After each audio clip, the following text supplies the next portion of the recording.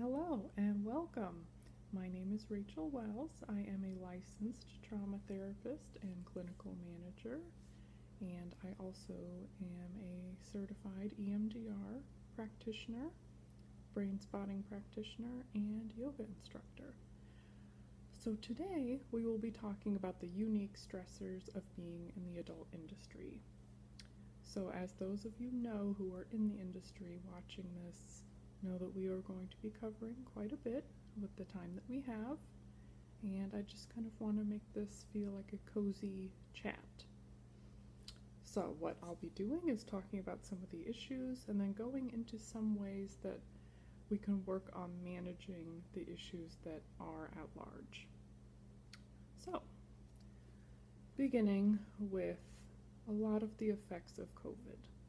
So, if there are any of you who are also working as talent and yet also do things like production or camera work, as of right now, those are pieces that are being less utilized.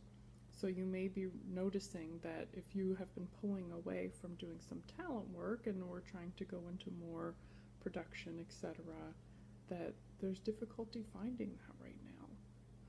So although that gives a lot of empowerment back to talent, that can also be difficult if that's something that you were planning on or already doing.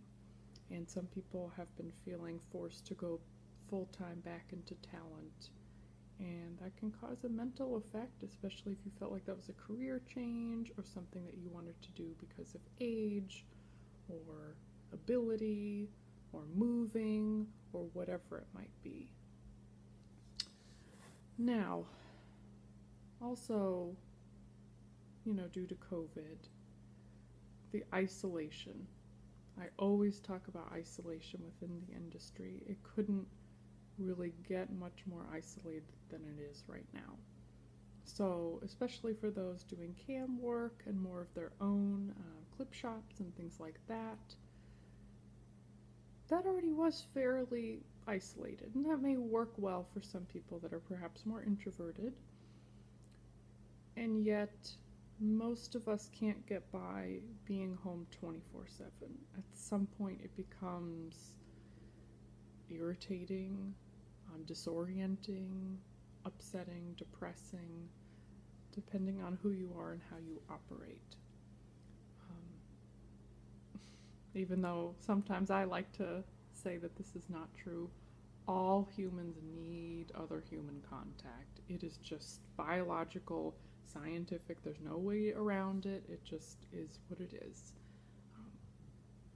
And for those performers who are perhaps immunocompromised or have those in families who are, of course this is going to be a large issue, because you may have a very, very tiny bubble that you can actually accommodate. And those people may be long distance, so it's difficult to make that work. So just checking in with the precautions that you need to take for you and your family, and also realizing that the cost for your own mental health, sometimes that may be too high. So you may have to decide, would I consider it safe to maybe go out in my neighborhood for a walk? Could I do something social distance? Is there some sort of very small get-together that I could sit way far away and feel clean but yet connected? These are important things to think about, and I am in no way encouraging just going out and about and not listening to precautions, but there can typically be a balance where we can still feel a part of the world and yet truly be following protocols that we need to. Another issue that I've noticed with some of the people in the industry that I've worked with is dating, now and during this time.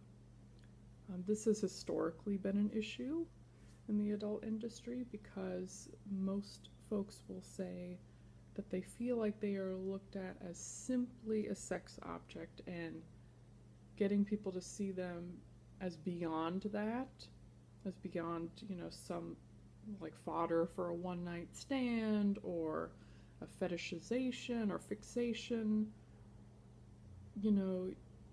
We're fighting to be seen as people. And this, of course, is within friendships as well. And then dating, and then you add COVID on top of it. And people who are wanting to connect and find love and find connection, and the options are extremely limited. And I know that most of you out there are hiding out mostly from dating,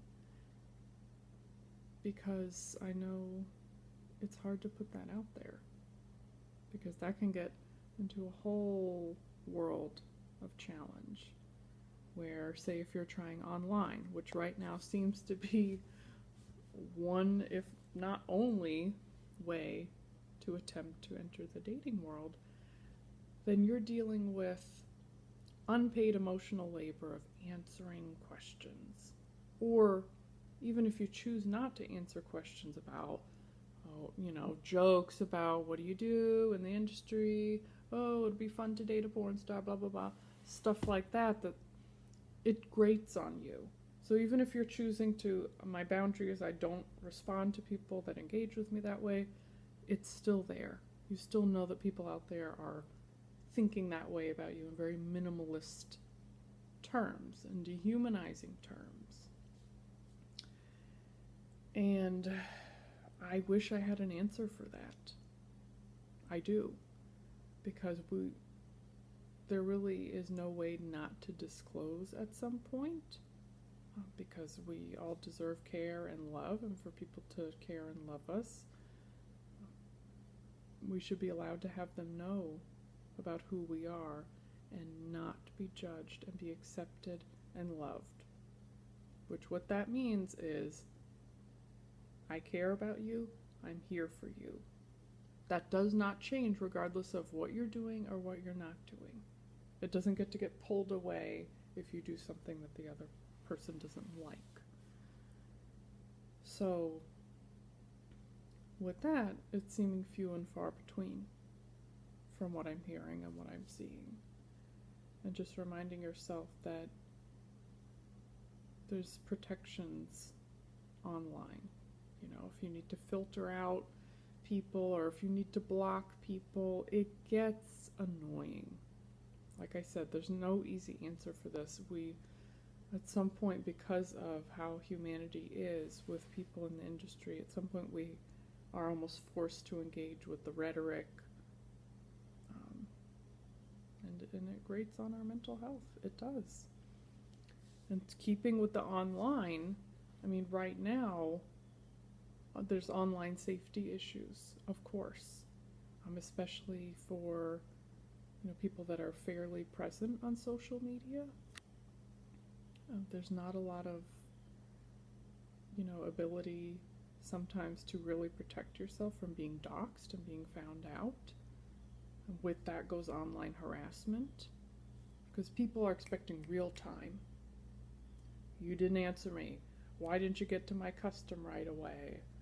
Is this how you think you're going to keep customers? Keep a smiling face on. Keep a good attitude. Don't talk about real life, but don't be fake. Don't talk about your bills. I'd rather just, kind of think of you as this omnipotent person who just makes six figures and has a great life, and yet, we're humans in here. So the online harassment can really dig at the existential and dig at the heart. And of course, there's always self-esteem difficulties with knowing that sometimes your content can be pirated. Or, and I could never blame other people for doing this, but people that are willing to take lower rates, a lot of times it is a buyer's market out there, as uncomfortable as I feel saying that. So, day after day of feeling like I need to lower my prices, I gotta petition this website to take down this video, can just feel like the respect is gone. and then at large with the world of how people dehumanize those in the industry. It can really feel like your presence doesn't mean anything, but it does. And we will get to more positives, because I know this is probably feeling like being hit over and over again with, yep, I know, I deal with it every day. Another thing that is a little more systemic is that in the industry, it's very difficult to get health insurance and benefits, if not impossible. And that can lead to, it's a vicious cycle. I have to take off of work, I'm going to miss a day of shooting clips, or I'm going to miss a day or two of on cam because I got to go to, say, the ER or the urgent care, which is way more expensive than maybe what a copay would have been. And that can put you out more, stress your system out more, you need more days off. It's a vicious cycle, and I know that there are people out there in the field working together to do better for this. So, some more positives. I tried to split the video half and half, so we're not just sitting with those. Something that I've repeated in many other presentations before is setting boundaries. And I'm not here to speak to you and sound like, I live in la la land and I don't understand how the system works. I know you can't always set the strongest boundaries that you'd like. At times you have to give wiggle room to pay that bill, to cover the rent, whatever it is that you need to do. But it is okay to set boundaries with your clientele. You can say, I have a 24-hour, 48-hour, 72-hour, whatever it is, policy for turnaround on clips, or for responding to messages or requests. And you will teach your clientele what you will and will not accept. Because they can feel that scrambling sense of, I have to do this. I don't want to, I can't, I'm sick, I don't feel well, I'm depressed, but I have to. They will pick up on that, and it can be easy for clientele to push the envelope. So it's okay to set a boundary. And you may lose people, and the better ones will come, because those people will end up finding you once those other folks are weeded out.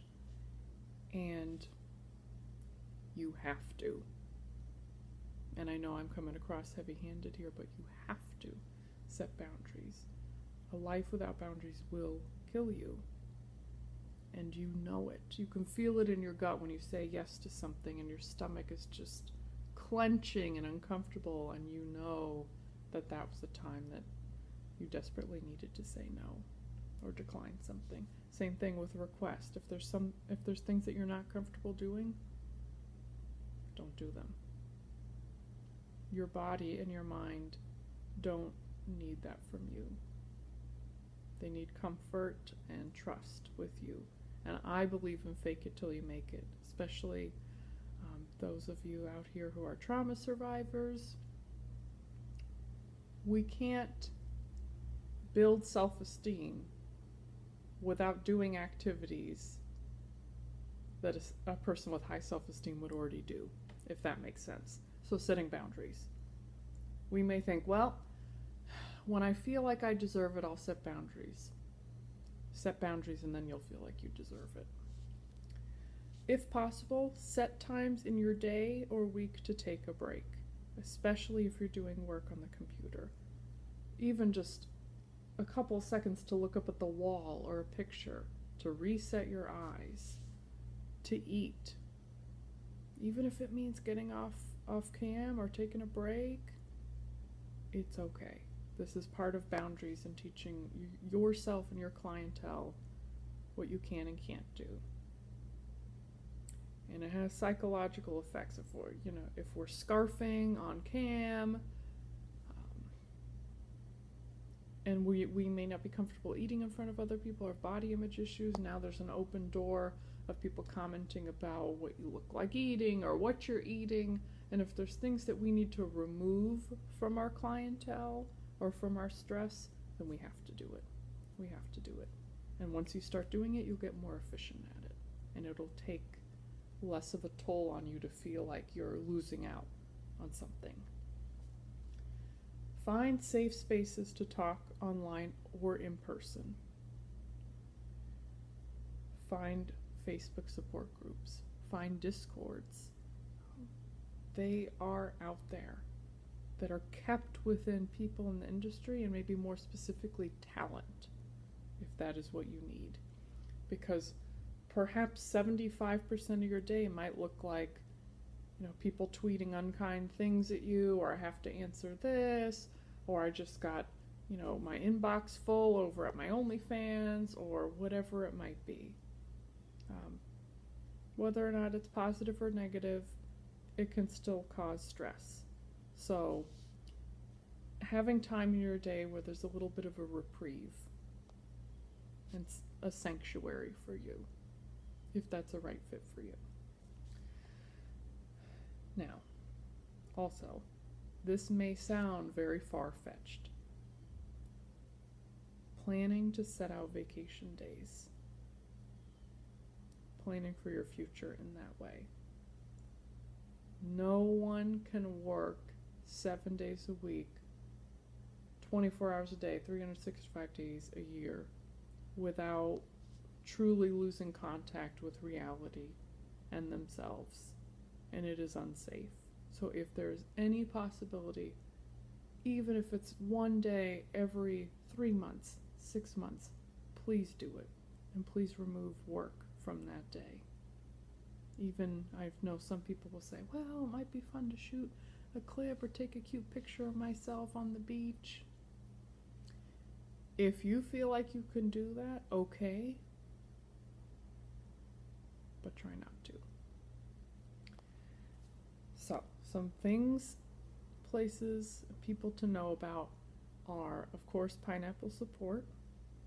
Pineapple Support has many options for you to connect with a listener, just a non-judgmental person, not a professional, but a good person to talk to. Connect with a therapist, connect with support groups, and beyond. And support groups are a great way to build a community. Outside, once the support group ends, you can still get contact info from these people and continue. And that may be your safe bubble.